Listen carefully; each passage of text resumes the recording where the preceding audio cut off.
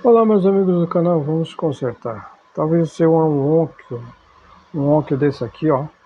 E ele esquenta muito, velho, esquenta muito. Olha o que eu fiz, adaptei a ventoinha aqui, certo?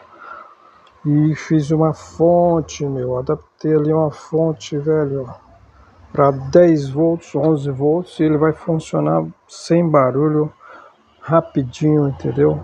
Vai funcionar sem barulho. Você pega essa fonte aqui, não do standby, ok? Mas depois do standby, quando você liga o power, ok? Quando você liga o power aqui, ele vai, a ventoinha entra em funcionamento, ok? Quando você desliga, ok? Ela para de funcionar, ok? Esse é o store. Entra no vídeo e vê o que vai acontecer, como é que é feito, legal? Tá esquentando muito o seu óculos. Traz para cá.